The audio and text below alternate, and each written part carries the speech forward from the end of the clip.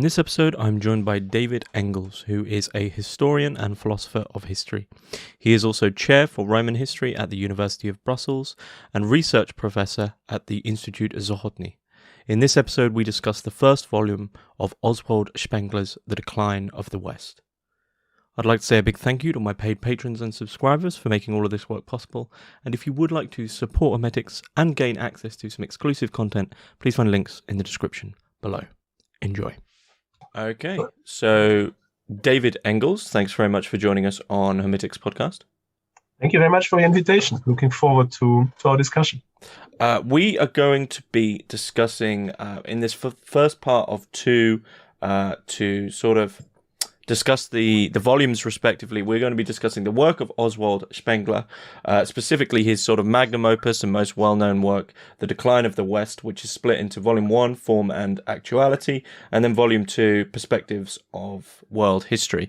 And I guess for a lot of people, as this first discussion will probably be overviewing the text, maybe a little bit of overview of Spengler, and also digging into the first volume.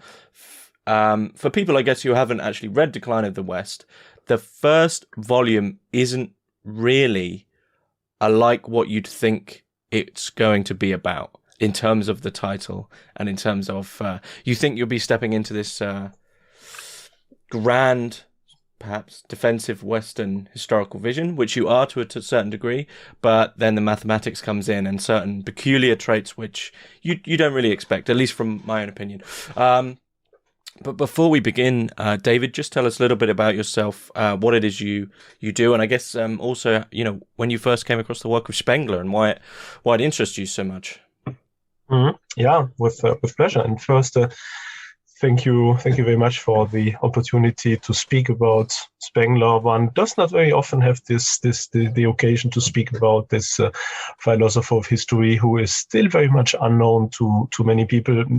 Of course, even of course on the one hand on the continent, but especially so in the Anglo-Saxon world, where people tend to think much more about Arnold Toynbee when they think about cultural parallelism, morphology of history, and so forth. Even though Spengler was, of course, you could say first, even though he also used many sources going even back to antiquity, but was certainly one of the main inspirations behind Toynbee. Concerning myself, well, I'm a Belgian ancient historian, but I did already my studies of history, philosophy, economics in Aachen, in Germany, with the idea in my head to somehow verifying somehow the teachings of Spengler, because I first read about Spengler when I was 17 or so, when I read Thomas Mann's Dr. Faustus, this very pessimistic book about German history, culminating in the catastrophe of the Second World War, and already this idea of seeing German history as some form of biological entity leading with necessity to decline and catastrophe and death is, of course, very much Spenglerian. And of course, Thomas Mann himself was extremely interested in Spengler and had a very ambivalent relationship to Spengler. So I learned about Spengler through Thomas Mann, read the Untergang des Abendlandes, The Decline of the West, 17, 18, something like that. And then when I did my studies, I really focused on how to verify somehow if these cultural parallelisms put forward by Spengler could be still considered as true or not. And so I did my future or my further career more and more in the field of ancient history, but went back to a more Spenglerian outlook on history, which never really left my mind. When I wrote a book in 2013 with the title Le Déclin, la crise de l'Union européenne et la chute de la République romaine, donc the decline, the fall of the Roman Republic and the crisis of the European Union, where I tried to show how our present times and the beginning of the 21st century could be put in parallel with the late Roman Republic, so which is, of course, a genuinely Spenglerian idea. And since then, well, I'm publishing quite a lot on Spenglerian subjects, on the parallelisms between civilizations, not only antiquity and the West, but also China, India, Egypt, and so forth. And even recently, some years ago in 2017, I think, founded together with a couple of colleagues Oswald Spengler Society, which is trying since then to publish a regular journal, to organize conferences, meetings, even to discern also to award an Oswald Spengler Prize every 2 years. So the first one who received it was Welbeck, the well-known French writer. Second one, Walter Scheidel, a contemporary historian, very much at the core of today's cultural parallelism. So that describes quite neatly, I think, my interest in Spengler and where my own interest stands. And I have to say that these interests are not necessarily focused on Spengler as a particular figure in the history of thought, but rather in his thought itself. So this idea that you can parallelize civilizations and somehow predict, in very general terms, the history to come of those civilizations not yet extinct. And so one of my major problems for many years by now is the writing of a personal universal history on the basis of this parallel approach. And so, of course, my own approach is inspired by Spengler, but tends to go in quite a number of different ways, while still, of course, based on this fundamental assumption of the parallels between the great civilizations. Mm-hmm. Okay. So this award that you give out, is it to do with a specific book of these authors, or is it just their general their work in general? Well, that depends a little bit, but it's rather on their work in general, and of course to the degree to which they are related to Spengler's thought. So it's not necessarily about who is the most Spenglerian in recent authors, but it's rather who in his work, be it in his scholarly work, be it in his novels or whatever, or other teachings, somehow captures this main spirit of a declining Western civilizations with all its negative as well as positive perspectives that these could have. And so obviously Welbeck, who is somehow you could say the epitome of the modern decadence literature, and who's very well aware about this also, and who contextualizes his own position, is of course someone who corresponds quite well to the different patterns that are predicted by Spengler. And there is quite a lot of interesting theoretical reflections behind this also in Welbeck. A couple of papers he also published recently show that. And of course, Soumission, one of his latest novels, speaking about the decline of the West, the takeover of Islamism and so forth, it is of course a very Spenglerian novel. There are many allusions, even though indirect allusions, to Spengler and his thought. And then of course Walter Scheidel, as I said, is a very not traditional, but I mean very academic scholar, trying to show today the parallels between societies and great civilizations, essentially between ancient China and ancient Rome, and not on the basis of textual sources and the personal impressions of these elite historians and philosophers, but rather on the basis of a concrete, quantifiable numismatic or archaeological material. So a very, you could say, very academic, very scholarly, a very concrete approach towards history that nevertheless somehow verifies and finally confirms many of the intuitions Spengler had on these same subject or these same subjects a century ago. Mm-hmm. Mm-hmm. Okay. And I can't yet speak about the third award, but we already have his confirmation. So next year there should be quite an interesting ceremony with one of the, I would say, most well-known North American intellectuals of our age. So who's also a very determinist and a bit pessimist outlook on history. So you can be can expect the prize speech with quite a lot of interest and curiosity. Okay. I'll try to figure out after this chat who that is. Sure. But before we do, I mean, you've already thrown a couple of names in there that may come into this question here.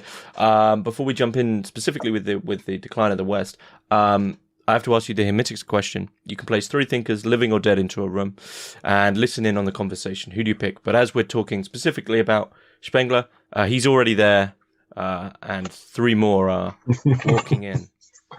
Yeah, sure. Well, I gave also this question a little bit of a thought, and well, as I said, as I'm essentially interested in the link somehow in between philosophy, metaphysics, history. I think that my 3 names would be, apart from Spengler, obviously Plato. Mm-hmm. On the one hand, because I would really be extremely interested to hear more about what is called his esoteric teaching. That is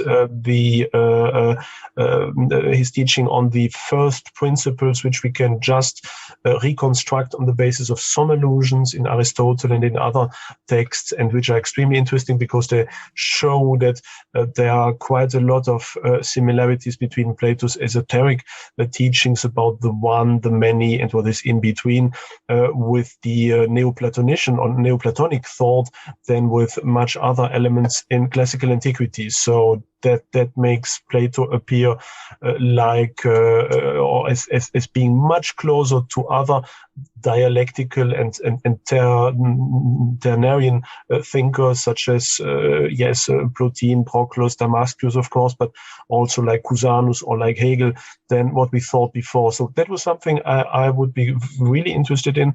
Another person who I would really like to have his opinion on the degree to which modern knowledge about history confirms or rather infirms his own teaching would be Hegel, because once again I'm quite interested in Hegel's dialectic and think that his dialectical approach towards history is something still very inspiring, because he managed, quite to the contrary to Spengler, by the way, to combine metaphysics and history, making both the expression of one superordinate phenomena, which Spengler didn't really manage or even want to.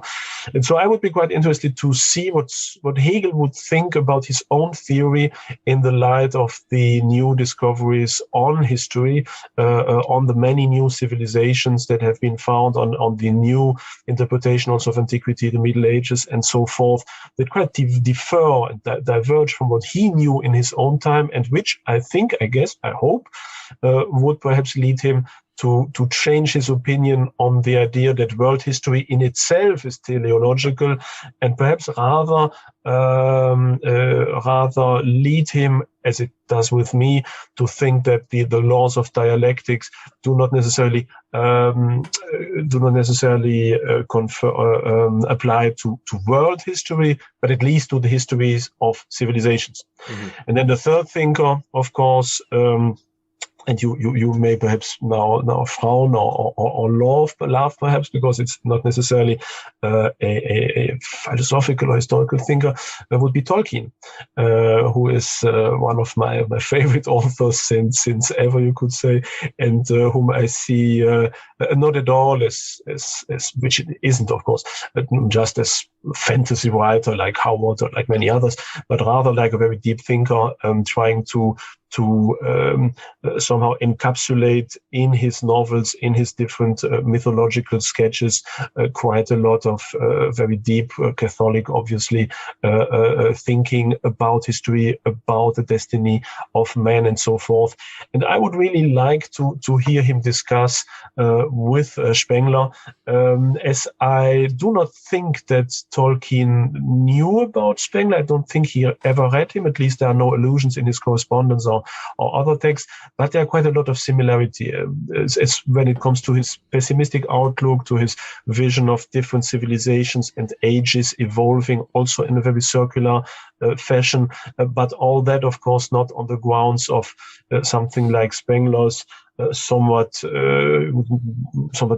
basic or down to earth vitalism, but rather on the basis of theological considerations. And that could be a very interesting discussion, because Spengler was, of course, quite far from any theological speculation, whereas Tolkien, on the other hand, had many similarities with some ideas of Spengler's morphology of cultures, and so such a crossover could be quite interesting. So that would, in sum, be a nice combination of the philosophy of history, or philosophy of metaphysics, of theology, that could certainly lead to interesting results. So the importance of that room for you is, once again, this parallels of civilization and the evolving of civilizations, and basically these four different thinkers coming together to attend to that and from different perspectives. That is a bit my own idée fixe, I'm afraid. So that is why I see most of intellectual history from that point of view, because that is something that is very, very important to me, and seems still very much underrated from a modern academic point of view, and which I would really like to promote much more, as there is such a need also in better understanding our own civilizational position, but also better understanding all these other cultures which for the first time in world history finally are so open and accessible to us. So if there's ever been, I wrote that recently, if there's ever been a moment in world history when we really could put forward a comparative history of all civilizations and of human history, that would be now. Mm-hmm. Okay. I mean, that's interesting. Perhaps these thinkers, well, I imagine these thinkers will come back in our discussion. But it's interesting what you say about, now would be a great time for this form of studying world history, in terms of sort of an evolving of civilizations and parallels of civilizations. And I guess postmodern culture doesn't really adhere to that in this sort of deconstructive, everything within its own context narrative. It doesn't allow for this expansive worldview. And, just for this first sort of question, which is, meant to be perhaps an overview of Decline of the West, and Spengler's reasons for writing it, but perhaps that also begs the question of, do you think that's the reason why Decline of the West is still seen as this sort of scary book, right? That people keep at arm's length. And I generally would understand that. I mean, of course, when we talk about volume 2, we might see the reasons why that is within our currently predominantly liberal culture. But when people sort of keep this book at arm's length, it says to me they probably haven't read it, because it's not what they expect it to be.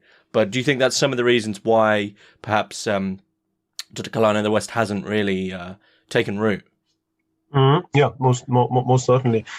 There are a couple of reasons. Of course, the first reason why this book seems at some moments of history so interesting, and at others as something to be banished somewhere at the uttermost end of a university library, is of course the title of the book, The Decline of the West. That is, of course, something that seems like an interesting answer in a period of crisis, and something that seems unacceptable in a period where apparently things go well. So, of course, Spengler himself, we'll certainly speak about that also later, Spengler himself did not see this term or this notion of decline as being a process that would lead to a catastrophic final event in history. So it's not about the burning down of the Western civilization. It's taken over by barbarian hordes and everything is destroyed and so on. No, the term term is much more referring to long-term process of decline that is not necessarily spectacular in itself. We also have, of course, to add to this that the German title, der Untergang des Abendlandes, is of course quite different in some respect, because Untergang does not mean decline. Untergang is a term that could rather be translated like the sinking. So, for example, if a ship is sinking, then you call it "Es geht unter." That's the Untergang of a ship. And so, of course, the title in German seems much more spectacular. And people think, of course, when they read Untergang, like a punctual event, while the English translation, I think, better refers to Spengler's real intention, that is, seeing that as a long-term evolution. And he said once himself that this title attracted many misunderstandings, and that he also could have named the book "The Fulfillment of the West," and it would have said the same. So that shows already that there is some form of misunderstanding with the fascination and also the rejection of the book. Another one is, of course, as you said, ideological, because this vision of history as being predetermined and leading not in a predetermined way to more progress and liberalism and whatnot, in the sense of Fukuyama's The End of History, but rather leading, of course, to the end of a civilizational cycle, and something that cannot be escaped, and something in which a more liberal outlook on society or history or culture is something that happens all the time in each and every civilization, and then disappears also. So obviously this is something, someone believing that liberalism is not only the goal of history, but its very essence, cannot really accept as such. And then a third point, of course, explaining why Spengler is still shunned is also for more political reasons, as Spengler expected that European history would lead one way or the other to the dominance of one European nation over the others, then taking over the place that ancient Rome had in the Mediterranean Empire. And so he believed that at the end, Europe also would be unified by one nation and not the others. And so there were, of course, two candidates for him. On the one hand, the United Kingdom, as being, at the moment he wrote the book, of course, at the head of an enormous world empire. Which was what year was this published? Or 1918. 1918. 1918. So, but he started to write it before the war already. But so for him, one of the contenders would be either a European and world domination by the UK, or at least by the Anglo-Saxon powers, or as an alternative Germany. And so he hoped, of course, being from Germany, that Germany would manage somehow or the other to build up some form of new Roman Empire within the Western civilization. And so he has often been seen also quite falsely, of course, as someone paving the way towards Hitler.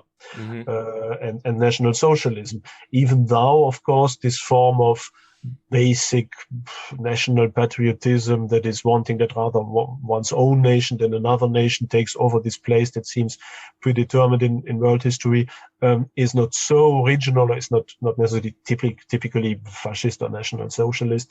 But he has been viewed on, and from that point of view has been often read then as a nationalist or patriot, but in a negative sense. And so that explains why after the war, when Germany lost the war, some of these passages where he hoped for German-dominated Europe seemed a bit out of place, or quite a lot out of place, and thus was rather put into the context of the conservative revolution, reactionary predecessors of fascism, of Hitler. Of course, there were also other elements, like the fact that Spengler expected that the end of each and every civilization is marked by some form of Caesarian charismatic empire. And so he thought that the days of democracy were numbered one way or the other.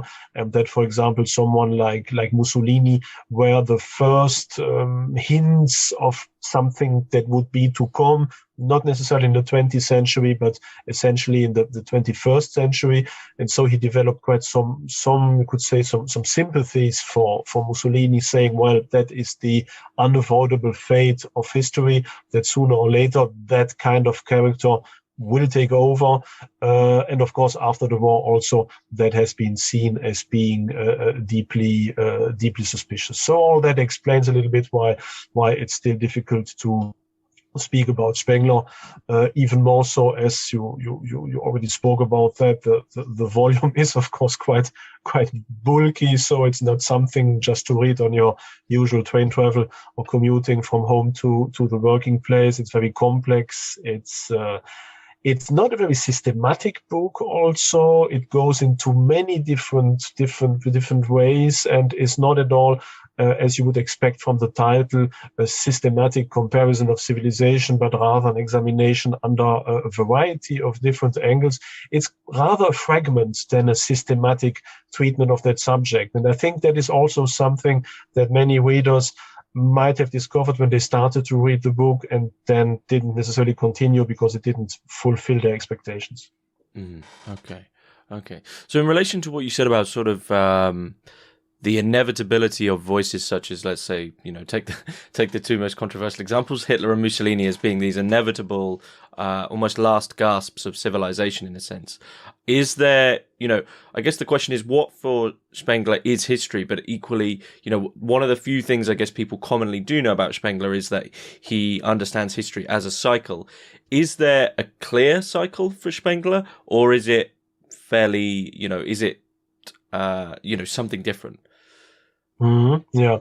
Well, let's perhaps just state the fact that as much as Spengler considered Mussolini as someone that was a first hint of some form of Caesarism to come, as much he despised Hitler. So for him, Hitler was not that kind of guy. He spoke about him and wrote about him in a very disparaging way in his letters, his correspondence. Even in 1933, published an essay that is one of the first anti-national socialist essays, because, of course, for Spengler, who put forward the absolute parallel and thus equality between all world civilizations, from such a point of view, could not, of course, at all accept the racial theory of the National Socialists, who pretended, of course, that one civilization or one race was superior to the other, whereas for Spengler, all civilizations were rigorously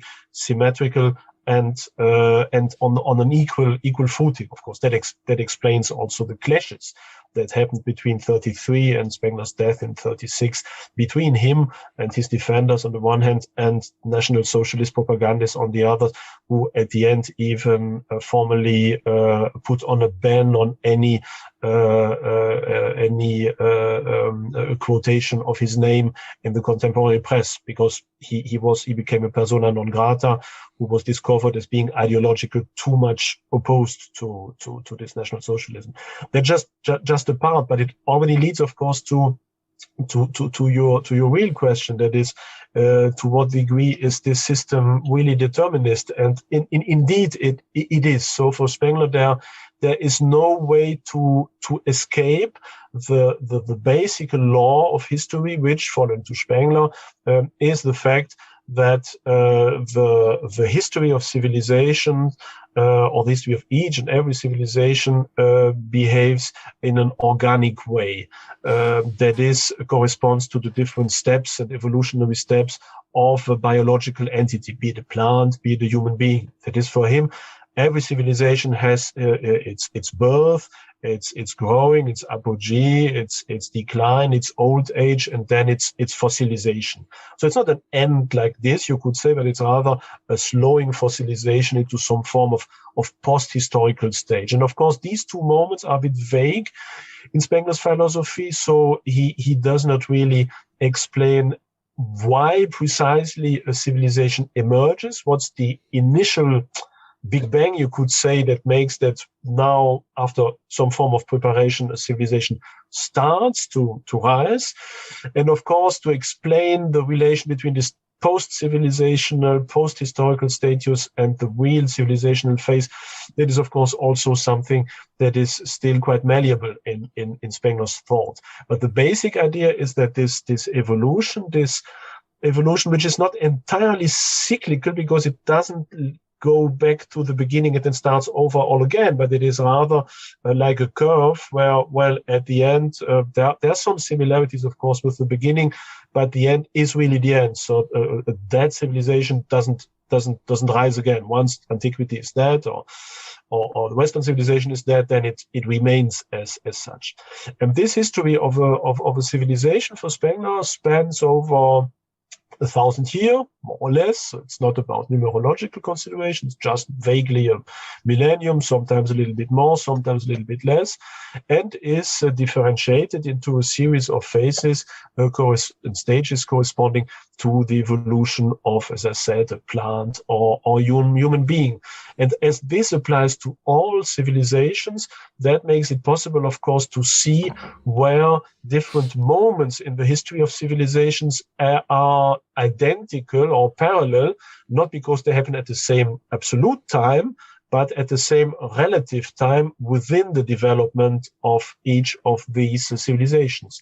And that makes it possible, of course, for Spengler to predict history, because, as he says, if you know exactly how civilization evolve thanks to 8 examples and thanks to the biological analogy, then it is possible, of course, to extrapolate this knowledge, to project it onto another, not yet dead civilization, and more or less predict its evolution. Of course, these predictions are not specific, precise, quantifiable predictions. So it's not a mathematical model where you could calculate things, and it's not like economic models where you can more or less add, subtract, multiply certain things, and then end up with a precise number somehow. It's rather that you can predict the vague future of a civilization exactly in the same manner as if you have observed how 8 or 9 human beings have evolved throughout their living. You can predict with some credibility or with some probability how old age and death look like, and most of all, of course, that they seem inevitable. So that is about that kind of more, you could say, more biological prediction. And these 8 or 9 civilizations, he's a little bit unsure about that, are in their very chronological order, of course: ancient Egypt, ancient Mesopotamia, ancient China, ancient India. Then you have what is called classical antiquity. You have what is called the Oriental civilization, that is more or less dominated by Christianity and Islam in the eastern half of the Mediterranean during the first millennium.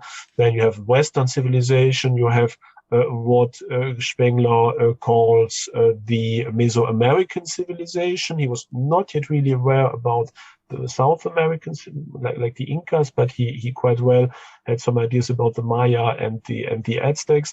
And then, of course, he thought that perhaps there might be a 9th civilization emerging soon in the future, somewhere in Russia. So he thought that Russia might perhaps be a new form of civilization, but he sometimes changed his mind about all that. But that was one of his expectations, whereas the West was doomed to its end quite soon, somewhere around the 21st century. Okay. I mean, that's very interesting, because you say about how, history being this sort of wave upon which, once something's dead, once antiquity is dead, once classical antiquity is dead, we can't just go back. And yet that seems to sort of have been attempted by multiple people throughout history. This attempt at revival, this attempt at sort of traditionalist revival, this idea that sort of, a very die-hard conservatism, where you actually literally go back, reactionaries, etc. Multiple attempts to do this. And Spengler actually emphasizes the idea that, to take the examples I've given are the Greeks and the Romans, that, for instance, if we were to take the two terms freedom or republic, right now, we simply would not be able to ever really understand the context that they would have been speaking about them, even with all the historical documentation we have. Is that seen by Spengler as us almost trying to quite literally resurrect something, and we're really sort of poking a dead body, and we're just never going to be able to do it? Yeah, of course, on the one hand, one of the reasons might be, of course, that these past civilizations are dead somehow and are not accessible immediately. But the other reason is, of course, that for Spengler, these civilizations cannot really communicate with each other. As for Spengler, every civilization is based on a very specific and unique outlook on life, on itself, something Spengler calls the Seelenbild, so the soul image, which is some form of, you could say, nearly Jungian archetype, that a civilization that is at the root of every civilization, and that then shapes the way this civilization sees God, nature, politics, mathematics, culture, whatever. And these different approaches are not compatible with each other, and they are so fundamentally strange to each other that you cannot ever really understand them from the within. Of course, people then have criticized Spengler, saying, well, if everything is somehow relative and this civilization can't communicate, how does it come that you can understand them and that you write all these 1,200 pages about them? But that would be a false, I would say, a false contradiction, as he never says that we can never know anything about them, but he says we can never really feel them as fully from within as a human being from that period. And so, of course, we can try to approach ourselves. We can, of course, read their literature, see their art, try to understand their history. And so, of course, there is some form of approach, but it will never be a possibility of feeling it right from the within. I often see the analogy also with today's situation of modern language. I mean, if you start at 30 something to learn Chinese, for example, and to really want to become a Chinese or understand Chinese civilization, that's not something you manage in 2 or 3 years. That is something that takes up nearly a lifetime. And even then, and even if you live in the middle of China, there will still be things where you know, okay, I see that as a Westerner, and even if I try to think in Chinese and just act within that, there will be some last remnant that is perhaps not entirely accessible. And if that is already the case today, then it is sure that trying to really understand how an ancient Greek of the 5th century BC felt from within is absolutely impossible. And so that doesn't mean, of course, that there is not any continuity from a material sense between these civilizations. As, for example, it is obvious that especially the Western civilization, but also the Muslim civilization, have always tried to somehow go back to antiquity, read Plato, read Aristotle, copy ancient monuments, be more or less interested in the genesis of the empire, of the Roman Empire, for example. But Spengler would say that all these endeavors are more superficial attempts, and finally resemble not a real inner understanding, but rather the way that primitive civilizations use a spolia from ancient civilization. That is, ruins that are lying around where you do not really know what was the use of that part of a building or the other, but you just take the material together and something looks quite nice, and you put some one on the other, then you have a column. Even if you use perhaps the how you call it in English, on top, the capital, the upper part of a I don't find the English word, like a Corinthian capital. I'm trying to think. You mean I guess on Orthodox churches it would be like the Golden Dome. Yeah, well, I meant the one second. It's called The capital, yeah, exactly. Okay. Like a Corinthian capital or Doric capital or Ionian capital on top of a column. And is like some examples where in the Middle Ages people found these Corinthian capitals and they just turned them upside down and they used them as base of a new column, or perhaps as a baptismal font, for example. So this kind of use of ancient history of the past as some form of spolia, where you do not really understand what these things meant, but you try somehow to understand them from your own perspective. You select them, and then you build up some elements of your own civilizations thanks to them. That is how Spengler sees the interrelations between successive and contemporary civilizations, and that is how he explains that in the end we will never be able to, from a Western perspective, to understand them, because they have their very different outlook, like, for example, that the Apollinian man sees the Greek Roman man sees the culture essentially as a combination of bodies. So he sees the outward physical bodily form in everything, whereas a Western Faustian man rather sees everything as a function, as something tending to something other. You can go into that, of course, later in more detail.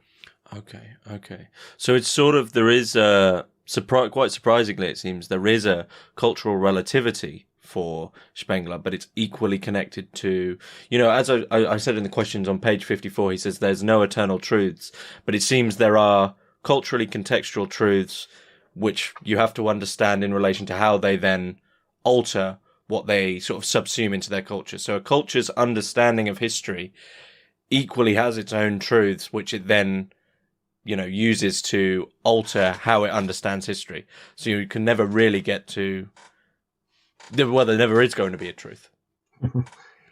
Yeah, well, that's one of the, I would say, tricky parts of Spengler's philosophy, and also where I somehow try to understand him, perhaps try to put him in a way that would make it more understandable from my point of view, and where I'm also trying my own endeavors to develop my own philosophy of history, to somehow add some new elements to it, because Spengler was deeply committed to the philosophical school called vitalism, very present in the 19th century, somehow goes back already to Goethe, and then you can draw some lines of continuity through Schopenhauer and Nietzsche towards Simmel.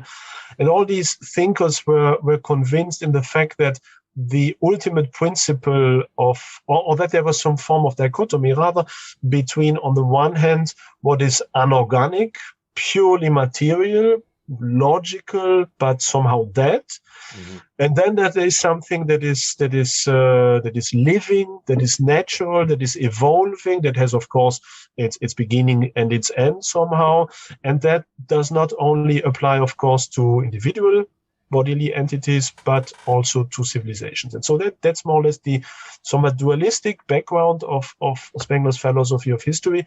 And so for him, the principle for him, life in itself is some form of ultimate principle that is not necessarily a transcendent principle, but that is one of the basic forms of existing, and that has a law of its own, the law of organicity, as opposed to the law of what is anorganic. That is somehow the ultimate, can't really call it metaphysical base, even though it is some form of metaphysics, of Spengler's thought. And of course, if in that look of history, there cannot be any transcendence goal or objective. There is no God, or at least no God with any relation to the individual. There's the only form of transcendence is that we as human beings somehow are also shaped by this law of life, exactly as a civilization. And so the only criterion you have for assessing, judging, comparing civilizations is essentially aesthetical. So you cannot say there is good or bad in history. You just have things that correspond to the principle of life, or which are opposed, things that are strong or that are weak somehow. But there is not necessarily good or bad in the metaphysical transcendence sense, and there is also no necessary belief in the afterlife of a soul or the existence of abstract principles and so on. So all that is missing in Spengler's philosophy, as it is missing in most of 19th century vitalist philosophy. And that is at the root of this problem also. That is, can we learn from history? And most of all, is there any absolute truth? And of course, Spengler could say, well, the life is a form of truth, perhaps even some form of metaphysical truth, if you want to put it like that. And so that civilizations evolve in a vitalist form is certainly a form of absolute truth. It is not a relativist truth, but that these civilizations develop certain forms of thought, be it rationality, be it scholasticism, be it mysticism, cynicism, or so forth. Well, there he would say, well, all that is relative. All that can only be understood from an aesthetical point of view as belonging to this or that step in the history of every civilization, but it is not absolutely truth from a metaphysical perspective. So that is more or less how he tries to understand all that. And of course, there is a certain self-contradiction in there. If you want, there's finally, Spengler never really speaks about the transcendent function of the Seelenbilder, that is, these ultimate viewpoints on culture, God, man, whatever, that is at the heart of every civilization. He sees that from an aesthetic point of view, but he never really tries to show, as he could have done, finally, to show to what extent these different approaches towards something that is absolute are complementary, are contradicting, somehow refer to the fact that all believe nevertheless in one absolute transcendent entity. So there are a lot of things Spengler could have done with his philosophy of history, which he didn't. So this philosophy of history is, I think, open towards perhaps a more idealistic interpretation. There is, of course, this vitalist substrate, but it is not exclusively vitalist. And so I'm convinced, so I've tried also in a couple of paper or books to show that you can even have an idealistic, even an Hegelian reading of Spengler without having to reject all of that. You can take the same material as Spengler, put away this somewhat extreme relativism he sometimes put forth, and show that, well, that is perhaps something where Spengler can be proved on without infirming his entire theory through that kind of more creative dealing with the morphology of history. So what role was Spengler an atheist? I think so, yeah. Okay. He's never explicit? No, but yes. Well, he said somehow, I remember that. I'm not sure if it's in his posthumously published recollections, which are not quite long, but which are from the time where he wrote The Decline of the West, or if it's from his correspondence. But there's a passage somewhere where he says that all his spiritual uncertainties and inner fights and so on were resolved when he was already 15 or 16, can't remember exactly. But that must have been the age where he, despite or because of his extremely religious upbringing in a Protestant environment, somehow rejected all that. So I'm not sure if he would have said, I'm an atheist and a materialist, because for him, materialism is also a very specific phase in the history of each civilization. And he criticized, of course, materialism for its shortcomings somehow. I mean, he even deplores the end of religion, and once says that a religion that arrives at just dealing with social problems has ceased even to be religion. So for him, there is certainly a meta perspective beyond materialism or atheism. But I think that what others would then call God or something is for him rather the belief in this this principle, this principle of life that somehow is obviously transcending pure matter, as pure matter would be unorganic, whereas this life as a principle gives it some form of evolution. But it goes not much more beyond that, and in the entire decline, there is no endeavor to go more through to these metaphysical issues. Even in his posthumously edited fragments called Urfragen, primordial questions, he turns around these kinds of principles, but it remains fixed in this dichotomy, matter versus life. But this life is never a truly rational, transcendent principle as it would be in an idealistical philosophy.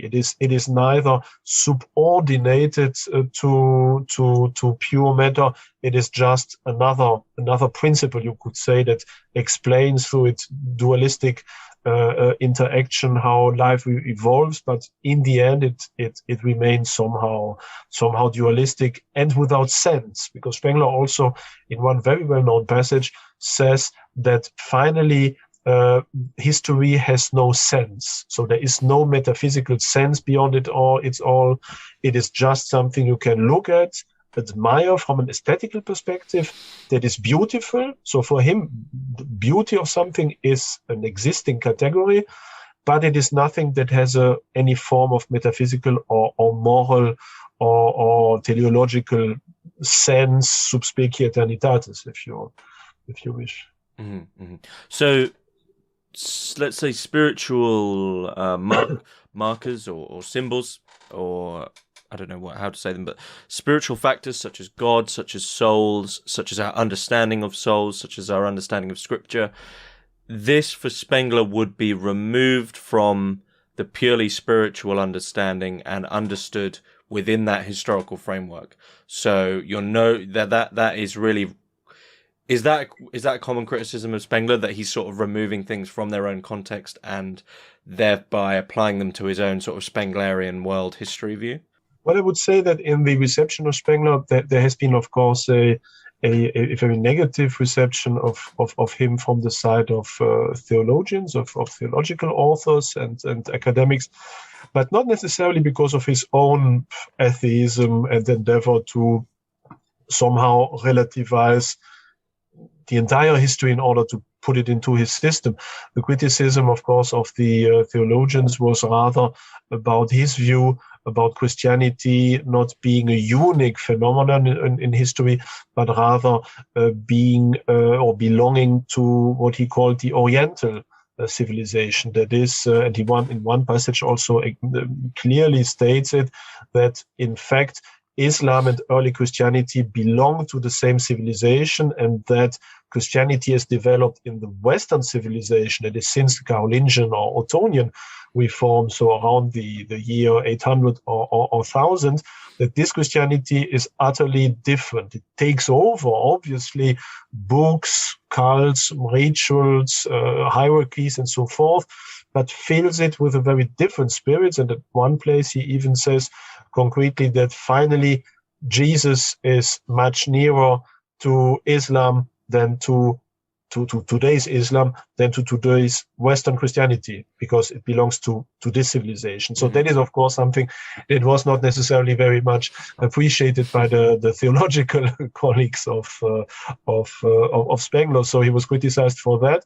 But apart from that, his own... Just out of interest, is he speaking there it's like civilizationally, or is he speaking, perhaps it's my own bias, is he speaking of Protestantism? About? Protestantism. No, it's really civilizational. So he says Jesus evolves within the same worldview as Islam later. He belongs to the same world.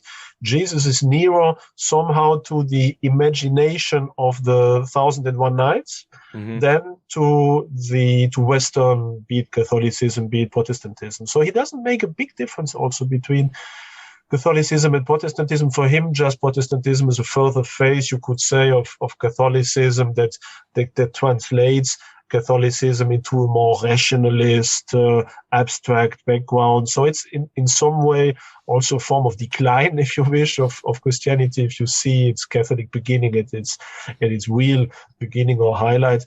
But that is, of course, the teleological Protestant perspective that is speaking there, as Protestantism somehow putting Catholicism or Christianity on a new level in comparison to Catholicism. So that is certainly his individual bias.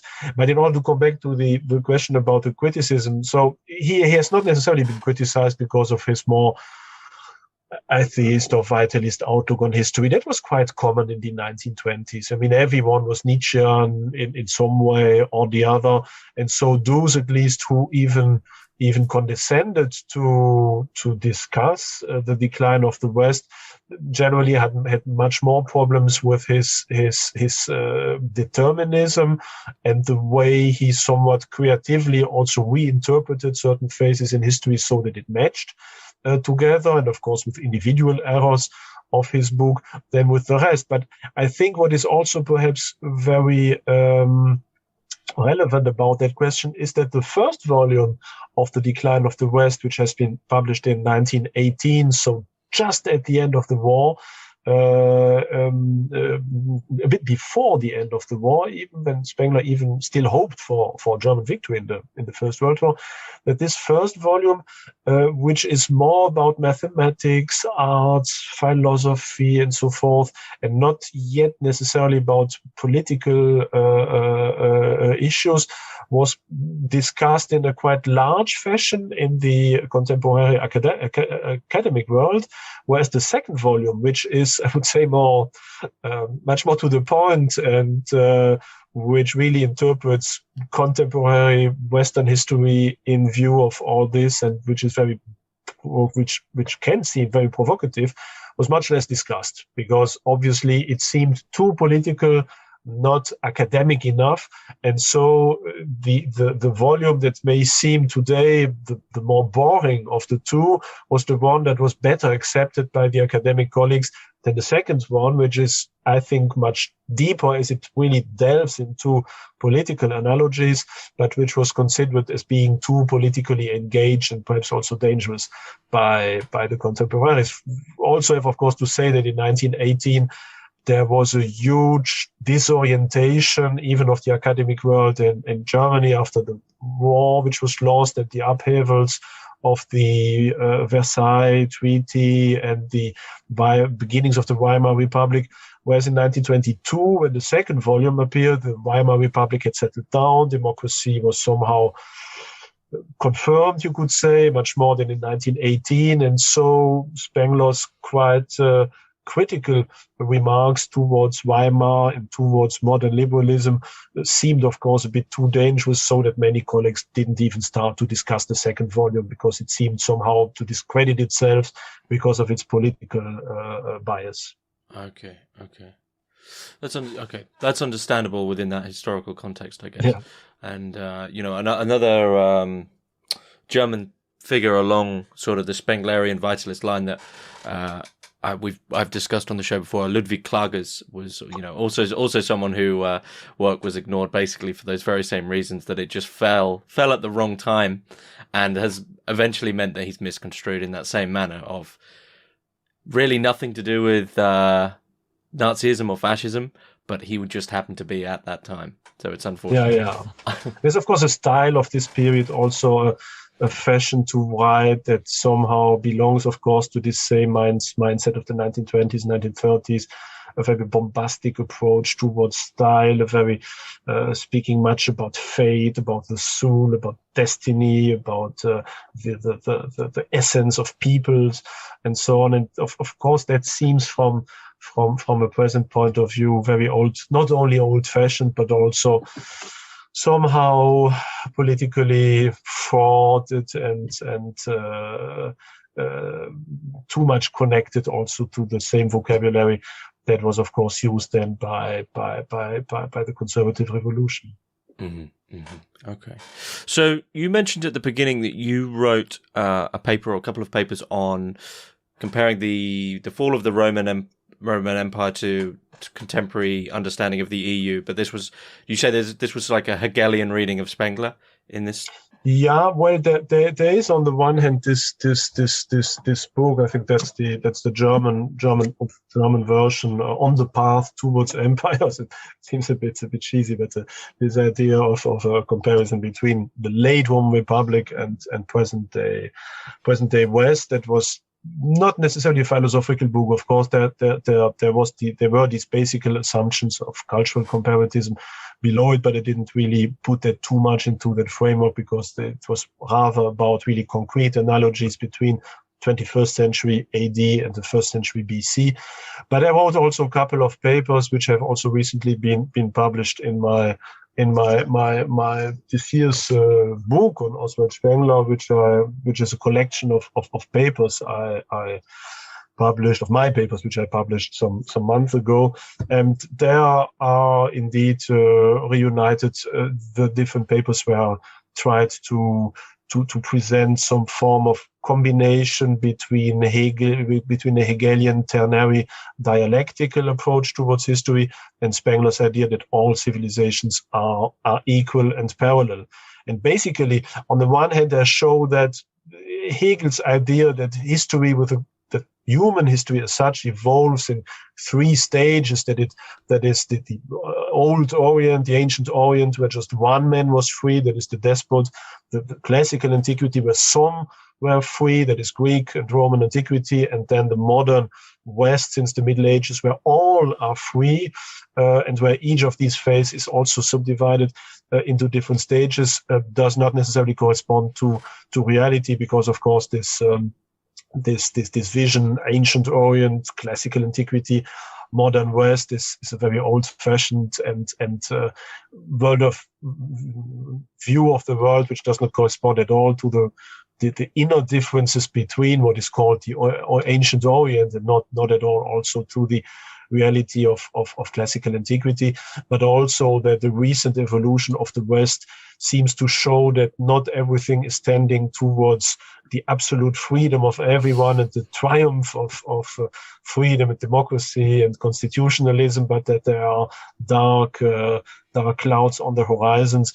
And that finally we should go back to Hegel's own endeavor to read each one or every one of these components, or what he called Volksgeister, that is the evolution of a specific people, in a dialectical way. Because if you read Hegel, you see that his ternary dialectical model is not only applied to world history, but also to every civilization somehow in itself. He also says that history somehow is a circle of circles. So all elements within this behave as their own cyclical elements. And it is obvious also in Hegel that there is no real optimism that at the end of each one of these little historical entities, these entities are evolving to a better step, to a higher step, but rather end themselves. So he shows quite clearly how the Roman Empire is the end point of classical antiquity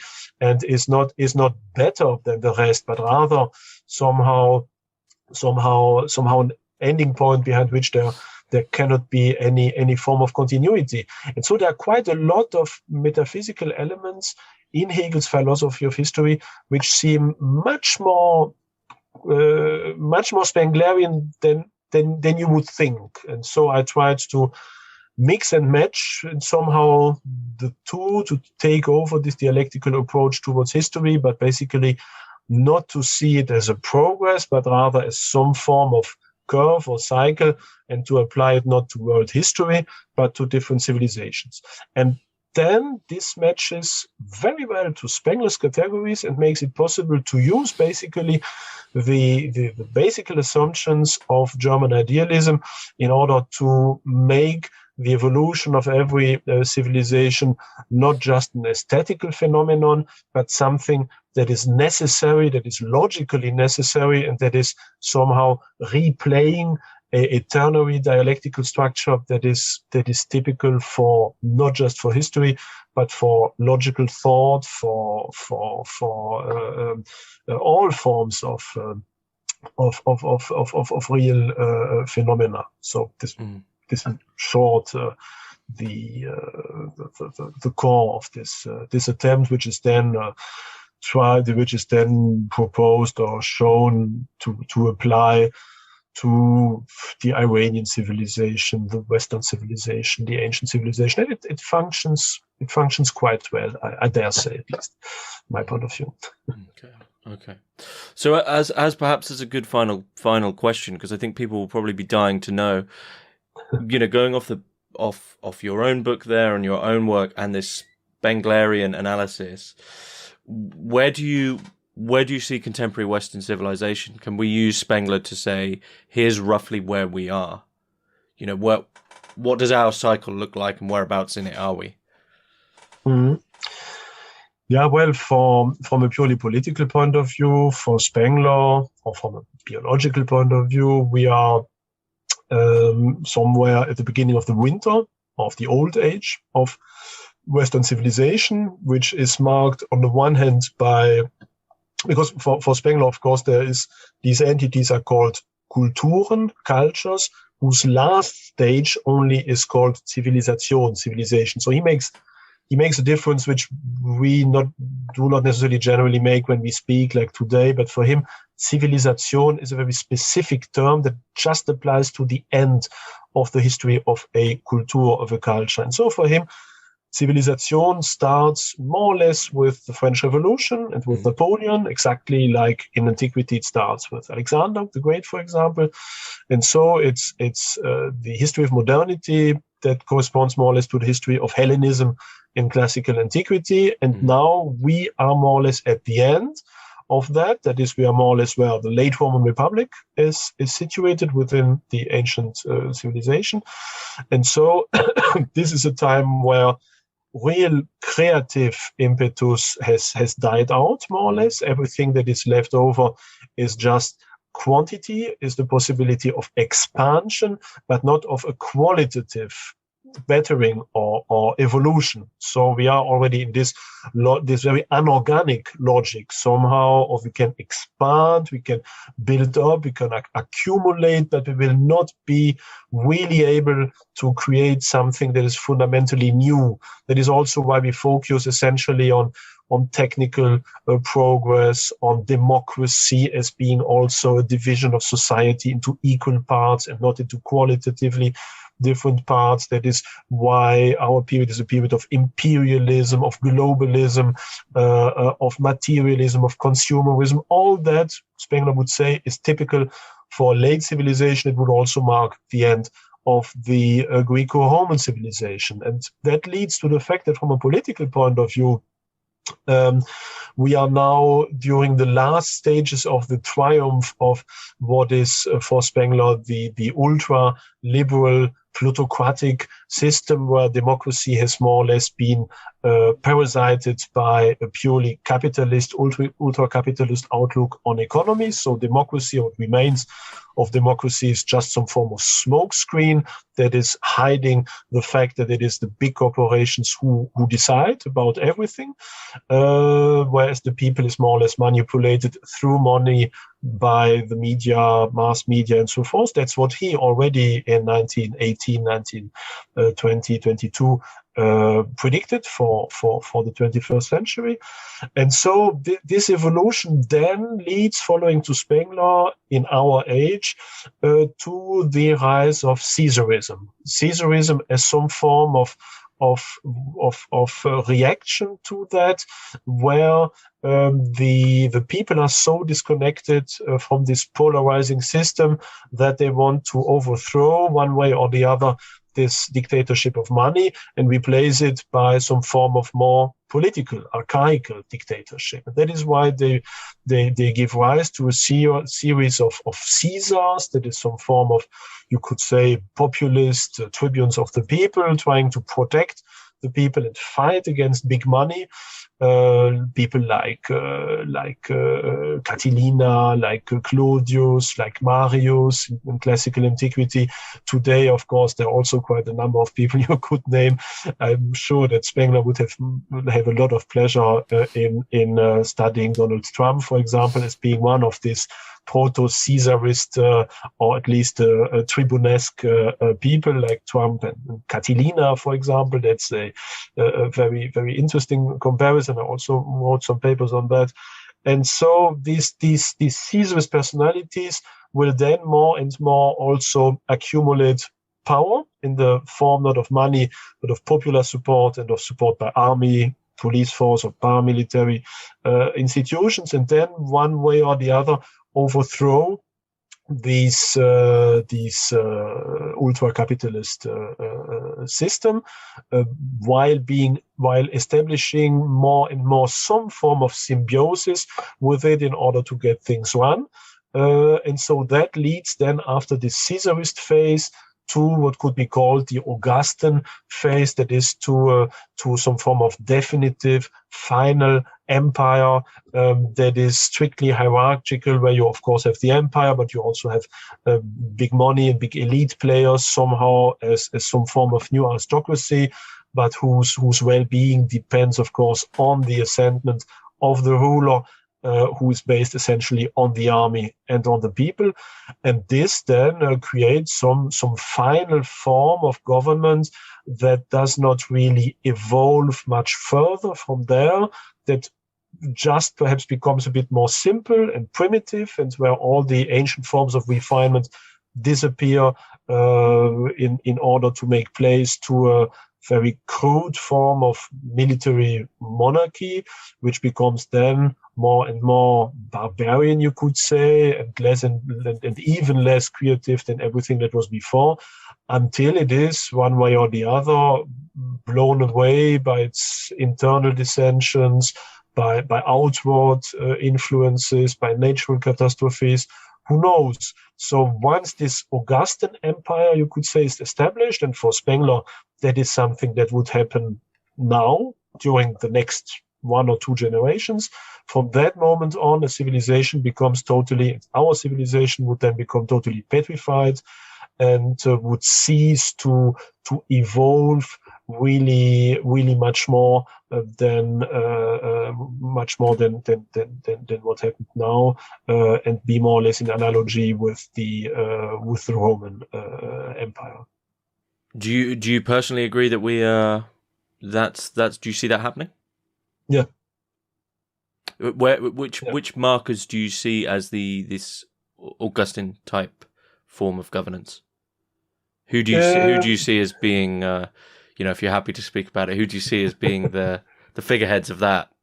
Yeah, well, that is something, of course, that will just happen in a generation or so. So for the moment, the big question first is when and how will liberal democracy, or what is considered still as liberal democracy, be more and more put aside by more Caesarist movements. And that seems, of course, very present a bit everywhere, where liberal democracy is questioned by what is called today very often populism, or by authoritarian movements, but also from the within, by strong monopolies, where you already see now that some corporations or some individuals accumulate much more power in their hands than, for example, certain presidents or prime ministers.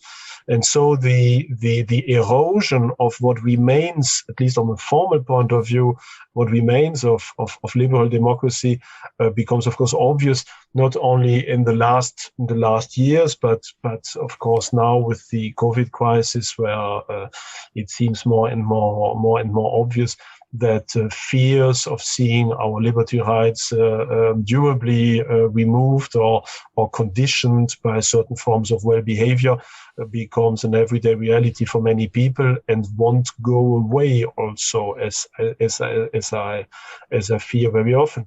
So but of course that's not all. That is just one symptom. There are, of course, many other symptoms which were at the root of my book, Auf dem Weg ins Imperium, which sadly has never been translated into English, now into quite a lot of other European languages. And so the other markers, like, for example, the decline of the classical family, the decline of demography, also the disappearance of classical religion, globalization, for example, as parallel to Romanization. Social polarization is also an indicator. The fact also that political elites tend to become more and more closed upon themselves and do not necessarily react anymore very much with their electorate. Also the rise of international institutions that take over power from previously national democratic institutions. Asymmetric wars, that's also something very typical for the late Republic. Mass immigration and multiculturalism is also something that is typical for the last stage of a civilization, essentially of the Greco-Roman world. And then, of course, we have things like the rise of populism, like popular contestation,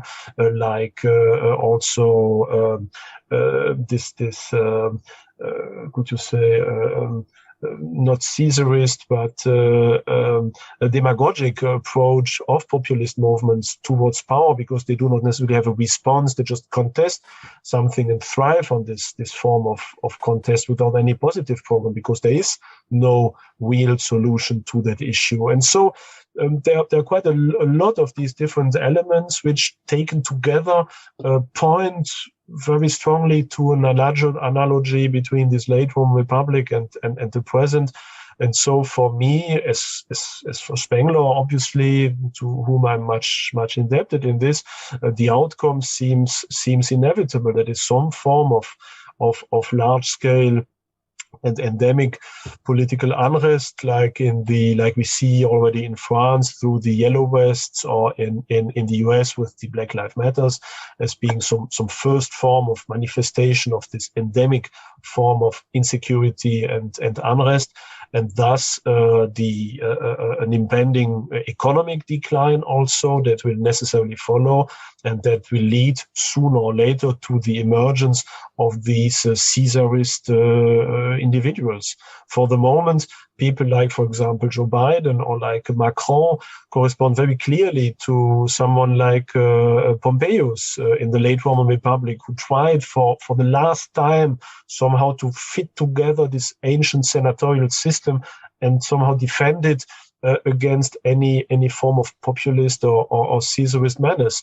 But on the long term, this attempt can only function through cruder and more brutal ways, until in the end there is some form of real political dissociation and open forms of contestation that then in the end, in 10, 20 years or so, could give rise then not only to modern forms of Caesarism, but also of pseudo-Augustan regime. And if we want to look how such a Western principate could look like, it suffices to look at modern Russia, where you already see, of course, in Putin, someone who, like Augustus on the outwards, protect a certain facade of republicanism, of constitutionalism, of elections, which still happen, some form of pseudo-democratic structures. But in the end, of course, all this is based on one strongman who controls essentially the army and who is popular with the people,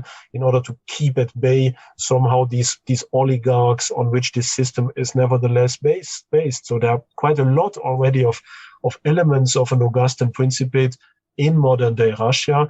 That is also something like this that I would expect to happen during the next generation in the Western world. Wow. That's well, I guess it's dependent on how you look at it and where you are and who you're with. It's whether or not that's pessimistic, but I guess for most people it's going to be a bit of a shock. Yeah. Is there anything you'd like to add about this first volume that you feel we haven't covered? Well, perhaps the thing that I find to be the most interesting in Spengler, of course, there are this outlook on our future, which may seem quite bleak or pessimist, as you stated, and indeed it does not necessarily give us any hope in a new Renaissance, a new Baroque, a new cultural apogee, and so forth. So that is, of course, something for which Spengler has very often been, or he has very often been limited to this perspective, which is, of course, obviously already present in the title of his book. But my interest in Spengler goes not necessarily to what he announces or predicts as being our future, but I find him to be the most interesting in showing how all these great civilizations behave and how they evolve in a very similar way. And this makes it possible for us, and at least it was for me a very enriching example of having a very unique approach to the inner understanding of other civilizations, in saying, aha, this is a phase that corresponds broadly to our feudalism, or that is their Renaissance, or this is their Alexander, for example. And that makes sense. Very often when I study other civilizations, these hints, these Spenglerian perspectives give sense and makes it possible to read and understand the sources and artifacts, works of art and so on with a totally new light, and makes it more easier for us to understand them from the within. And somehow also to fill in many gaps in our documentation, because if you look at, for example, the ancient South Asian world, or ancient Egypt, or the Mesoamerican world, we have enormous lacunae in our knowledge about them, and that is very sad to see. Okay, we have 100, 200 years and no idea what happened at just one moment, and then another what was in between. And this morphological reading of history makes it possible to supply quite a lot of elements we do not precisely know about, but which we can suppose to be quite probable to have happened. And that makes it also possible to see some single events, sources, notes in a very specific light. And for me, that has been very, very interesting as a person, as someone who is deeply curious, not necessarily about our future, but also about our common past, to understand them from the within. I think that Spengler's theory makes it much easier than all other previous attempts to feel what must have happened, how these civilizations evolve, and through this better understanding also to see what makes them unique, what is their specific approach towards the absolute, towards the transcendence. And even though we will never fully understand them from the within, as Spengler rightly says, at least it opens a way to see, okay, they saw the world like that, they did that, and if you put all that together, these different conflicting, sometimes perhaps even contradicting worldviews, you get a fairly good example or overview over what humanity as such has evolved over these different outlooks, how God was viewed, how the world is viewed. And if you believe, as I do, that there is indeed something that is an absolute truth, that is also truth, that is beauty, that is the good, then you come to the approach that all these civilizations, they have their own look on this absolute truth. There's all different positions, which is why they never see this absolute as identical. They are all somehow arranged around, if you wish, and see other facets of the same transcendence. But they are there, and only if you think them all together, you can somehow have some form of more, I would say, more complete approach towards this truth, this good, this beauty, than when you remain within your own typically Western worldview. And for me, Spengler paved the way towards this form of understanding, which is something for which I am deeply grateful to the lecture of the decline of the West, because I, as I said, read it essentially with you to the past, to the richness of bygone civilizations, and not necessarily just as one more thinker announcing the end of the world somehow. Mm-hmm. Mm-hmm. Do you mind if I ask what is your absolute truth? The thing that they all sort of are coalescing around and having a perspective on. That's a large question. I just can say that I think that this absolute truth exists, that it has been called God very often, that it is not identical with the world, but somehow transcendent. That is, the world is guaranteed through it. It is shaped through it. It is created through it, but it is not just in a pantheistic way identical with the world. It is above it, but of course at the same time it is reflected within us, within everything that is one, that is beautiful, that is good, that is true somehow. It holds the world together. It is the one element that is one way or the other subconsciously present in all attempts, or real attempts at least, towards religion and philosophy. And I see Spengler perhaps a bit against his own position, but I see at least Spengler's system as a very practical way to approaching this absolute truth, and to free myself also from this typical Western Faustian perspective on world, but to see, okay, we see it like that, but the ancient Greek, Romans may have another perspective, the Chinese still another one, the Muslims still another one, and somehow the real truth is not in the addition of all that would be much too vulgar, but the absolute truth is something that can emerge when we take all this together, and which makes it possible for us not to have just a two-dimensional, but a three-dimensional approach towards this unique, supreme and transcendent oneness. That's very articulate way of putting it. Yeah, that seems like a good place to finish up. So whereabouts can we find your papers and essays? And I assume your books are all available via probably the German Amazon or the German bookshops. Yeah. There are quite a lot of translations also around. So some of the listeners who are perhaps of yours who are perhaps not so accustomed with German can also find French translations of most of what I wrote, but also some other languages. So on Amazon you should be able to find quite a lot of that. There are also some English books around, but they're perhaps more on political issues. So it's quite easy. But of course the main collection of what you could call my thought about Spengler is obviously this quite fresh book published this year, called Oswald Spengler Werk, Deutung, Rezeption, which is more or less where I am for the moment in my reflection on Spengler. Okay. Yeah, David Engels, thanks very much. Thank you very much for your invitation. It was a pleasure.